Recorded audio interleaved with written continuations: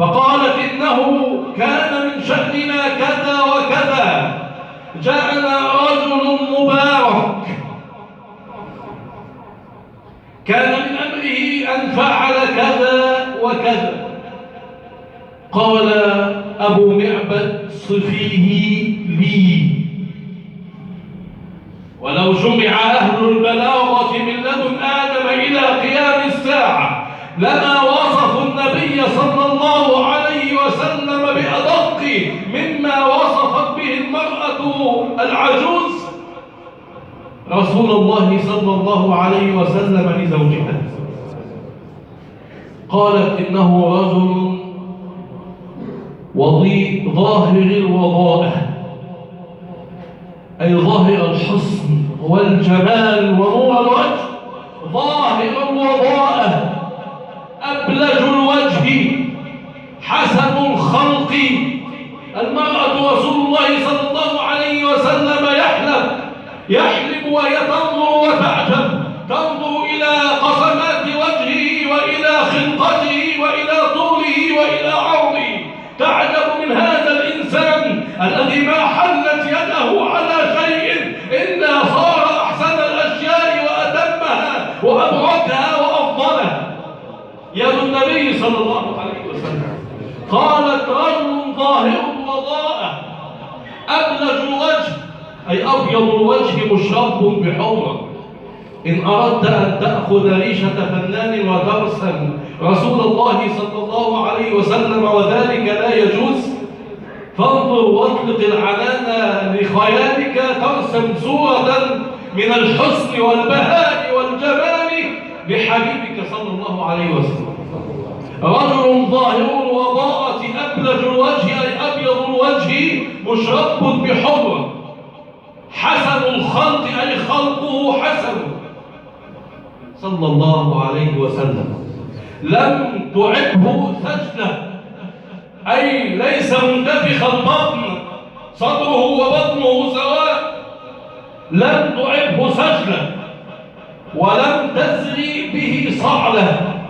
انظر إلى الوصف، ليس له بطن ممتلئة كبطوننا، وليس نحيفا دقيقا نحافا، بل كما وصفه الصحابة صدره كبطنه سواء.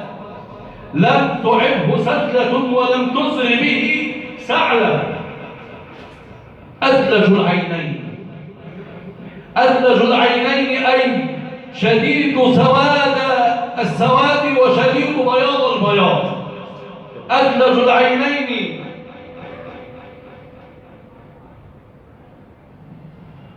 صلى الله عليه وسلم. أدلج العينين، في عينه لعج، أي سواد البياض أو بياض البياض وشدة سواد السواد، في عينه لعج.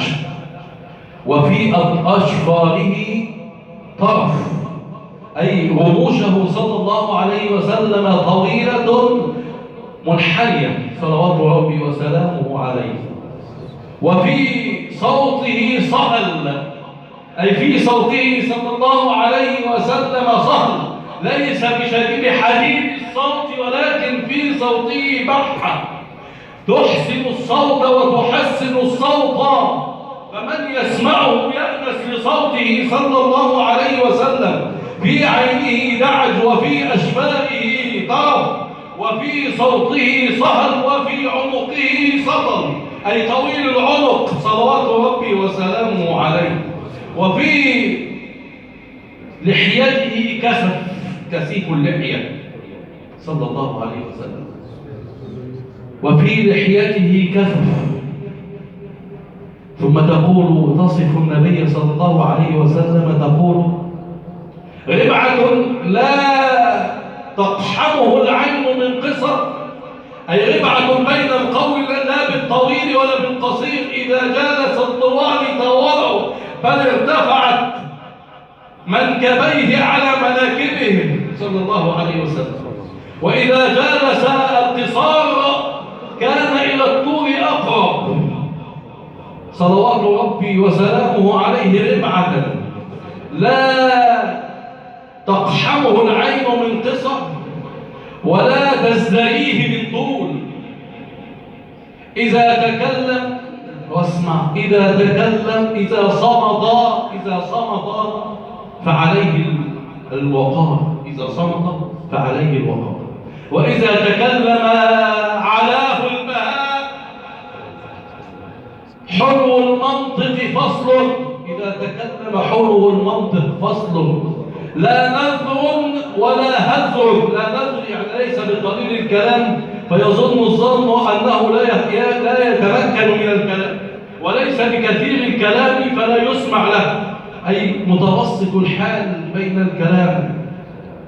فصل، لا نذر ولا هذر، كأن كلماته خرزات نظم يتحدر. العقد إذا انفرطت حباته تخرج حبة حبة. كذلك كلمات النبي صلى الله عليه وسلم كلمة فصل، لا نذر ولا هذر، تكاد كلماته تكون خزرات نظم يتحدر، كلمة. صلى الله عليه وسلم أحور، أي متسع العين طويل العين، متسع العين مع طولها، صلوات ربي وسلامه عليه. أزج أي حاجبيه دقيقة منحنية على عينيه. يا حبيبي يا رسول الله انظر وكأنك تراه، صلوات ربي وسلامه عليه. أحور كبير العين طويل العين، أزج أقرب تكاد حاجبيه يقتربان دون اقتران، فيهما عرق يضره الغضب. إذا غضب ظهر عرق، وإنما يغضب النبي، وأن يغضب النبي صلى الله عليه وسلم يغضب لله. وإذا غضبت فإنما هي غضبة للحق لا ضد ولا شحناء، صلوات ربي وسلامه عليه. أحور أقرب أزج، صلى الله عليه وسلم غصن بين غصنين، أي إذا كان بين رجلين كان كالغصن بين الغصنين، وهو أنظر الغصنين منظرا، أجملهم منظرا وأحسنهم قبرا، صلى الله عليه وسلم. تقول أم معبد تصف النبي صلى الله عليه وسلم له أصحاب يحفون به. الصحابة يلتفون حول أبو بكر وعمر بن فهيرة حوله صلى الله عليه وسلم، يحفون به. إذا قال استمعوا لقوله، وإذا أمرهم ابتدأوا أمره، مطاع صلى الله عليه وسلم. له أصحاب يحفون به، إذا قال استمعوا لقوله، وإذا أمر ابتدأوا أمره. محفود محشود، محفود أي محاط بأصحابه، محشود أي مخدوم، يبادر أصحابه في خدمته صلى الله عليه وسلم. لا عابس أي ليس بمكشر الوجه، باش صلى الله عليه وسلم، لا عابس ولا مفند. إذا جلس مع أصحابه لا يعيب أصحابه ولا يعيب من يلقاه. أنت طويل، أنت قصير، أنت بتتكلم بسرعة، أنت بتتكلم ببطء، أنت مش فاهم، أنت فاهم. النبي صلى الله عليه وسلم لا عابس ولا مفند صلى الله عليه وسلم. فقال لها أبو معبد: والله إني لأراه صاحب قريش، والله لأخرجن إن استطعت أن أتبعه وأبايعه، لو أفعلن إلى ما استطعت إلى ذلك سبيلا. وأصبح أهل مكة يسمعون صوتا من الجن، يسمعون الصوت ولا يرون القائل. يقول في أبيات من الشعر: جزى الله رب العرش خير جزائه، رفيقين حلا بخيمتي أم معبد، هما بالخير قد نزل وارتحلا به، وقد أفلح من أمسى رفيق محمد. فيا لا قصي ما زال الله عنكم من فضل لا يجارى وسؤدله، وليهنأ بنو كعب مكان فتاتهم، بمقعد للمؤمنين ومرصد. سلوا فتاتكم وسلوا إناءها وشاتها، وإنكم إن تسألوا الشاة تشهد. صلى الله عليه وسلم. وصفاته امرأة تعرف النبي صلى الله عليه وسلم، لكنها امرأة محنكة ضربت الصحراء وخالطت الرمال وعاشرت المسافرين وشاهدت أحوالهم، فلم ترى حالا خيرا من حاله، ولم ترى خلقة خيرا من خلقته، ولم ترى وجها أحسن من وجهه، ولم تشم ريحا خيرا من ريحه، ولم ترى أثرا وبركة ليد خيرا من يده صلى الله عليه وسلم.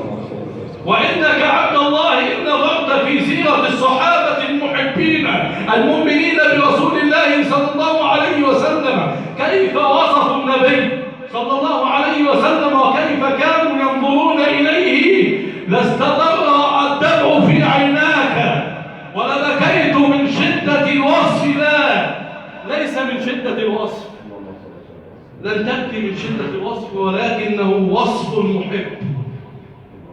يقول جابر بن سمرة رضي الله عنه وارضاه: خرجت في ليلة أضحى، ليلة مقمرة والبدر في تمامه، خرجت في ليلة أضحى فرأيت النبي صلى الله عليه وسلم وعليه حلة حمراء، فجعلت أنظر إلى وجه النبي صلى الله عليه وسلم وأنظر إلى البدر، أنظر إلى النبي صلى الله عليه وسلم وأنظر إلى البدر، فلرسول الله صلى الله عليه وسلم أجمل وأحسن من البدر في عيني ليلة تمامه صلى الله عليه وسلم.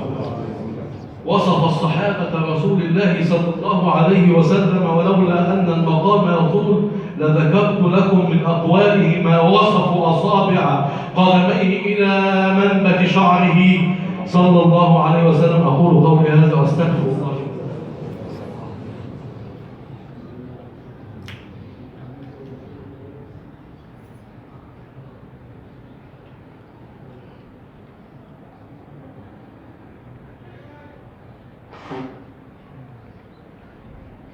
الحمد لله وكفى، صلاة وسلاما على عباده الذين اصطفى.